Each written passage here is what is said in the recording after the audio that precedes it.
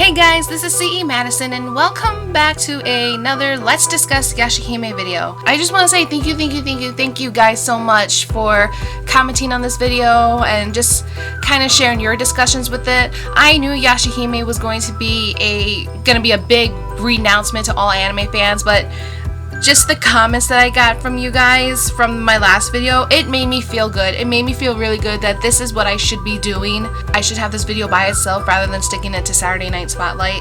So I just want to say thank you guys so much for supporting this playlist and supporting the Let's Discuss Yashahime. So as you can see from the thumbnail, we're going to have a few things to talk about, and it's kind of going over the things that you guys commented on the last Yashahime discussion video. So the first two things I want to talk about might be a little calmer compared to the last thing that we're going to discuss, because that last thing is going to be that it's going to take forever and nobody's gonna be right, nobody's gonna be wrong. It's all theories, guys. It's all discussions. We're all not gonna be 100% confirmed unless a source tells us for sure that this is exactly how this is. But the first thing I want to discuss is the fire. During the synopsis, there was a forest fire that occurred that says that it separated Towa and Setsuna, and that resulted Towa to be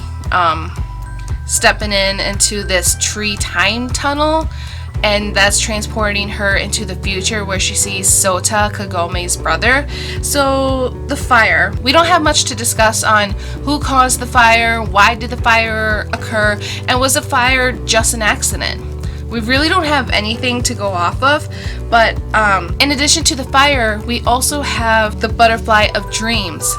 And the Butterfly of Dreams is the one that is responsible for taking Setsuna's sleep. And taking Setsuna's sleep also took her memories of Towa. Could the Butterfly of Dreams possibly be the one to intentionally start this fire? That could be. We don't really know. That is a good thought that somebody gave us. Towa and Setsuna are the daughters of the Lord of the West.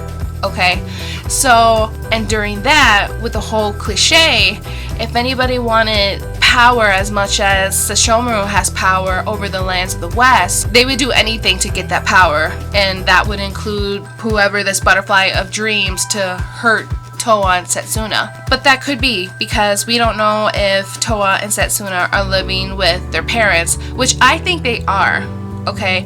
I think they are.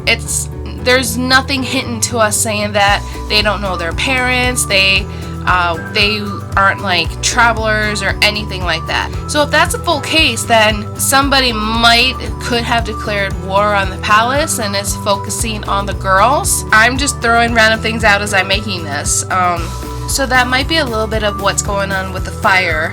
Now, the tree and well, the time traveling, they could have some kind of connection to it.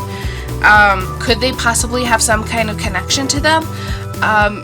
Maybe where the well originally was, where Kagome would travel back and forth, maybe the well's not there anymore, but instead it's now a tree. Could this tree tunnel of time, I'm going to call it, could it have grown in the same spot where that well is? And if that's the case, what happened to the well? And the last thing is we're going to have the discussion of age again. I know this age is probably going to be one of the bigger discussions.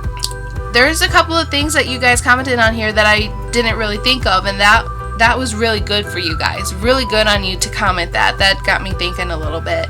So we all are in 100% agreement that Towa, Setsuna, and Moroha were all born around the same time. We all 100% feel that for sure. I don't see any arguments on that. I can see two sides from this happening, and I agree with both your sides. I'm not saying that I'm going to be in a disagreement or this person's probably right or this person's more accurate. No.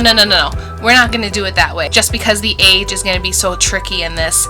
So the one side said, with the girls being 14, it could be safe that either 15 or 20 years have passed since the final act, and that would give the right age for Rin to be the mother? Should she be the mother? Which I'm starting to get a strong feeling now that she is the mother of Towa and Setsuna. And one thing that kind of was pointed out too was that the creators and everybody that's involved in the Yashahime series may not have anybody thinking strongly about Rin's age, because we're in a fictional world and we're with a fictional character, and the rules of age could possibly change. 15 or 20 years could have passed after the final act given the correct age, or while we do have the delay because of Rin's age, we could also have that delay because of Kagome's training as a priestess. Now at the end of the final act, she says, and I have a lot of learning to do, as she is dressed in a priestess outfit. So she just might want to know more of being a priestess before she can settle down and think about having Moroha with Inuyasha. That could be a possibility. And one thing too, somebody commented, was that would Soda and Rin be a few years apart? And I think yes. I'm just throwing this out as a random number, but I think Soda's 10. Because in the 5th episode of Inuyasha, he says, I'm in 3rd grade, remember? So usually as a 3rd grader, you could be 9, 10 years old, but it's just something to play with. So if that is the case, then Soda and Rin are 2 years apart. Towa being born the 15 or 20 years later, add 4 years. So with Towa now being 4, and her going into time tree tunnel to the modern world, she sees Sota, and Soda could possibly have a newborn already, or Soda could possibly have a child that's around the same age as Towa. I think that's what we're going to see. I can see Towa just coming into the modern era. She's just scared out of her mind as a little girl, and she's into a world that she's just not familiar with. And that's where we see Sota and his family and his children, and that just might ease a little bit on Towa's mind that there's really not much to be scared of. And one thing I forgot to add in on the thumbnail, but I still think it's good to put in. So one of the comments that I got from Vaudrely Lavali, sorry if I said that wrong, Kaede was taking care of Moroha while Inuyasha Kagome were out doing stuff, and trouble was amiss to the village, and Kaede could have sent Moroha to the well while making a spell so that the porthole would close after the next person passes through, so that no one would follow her into modern day Japan. Towa made it to the well first, so that by the time Moroha made it, it was just a well. So we have another just a well part.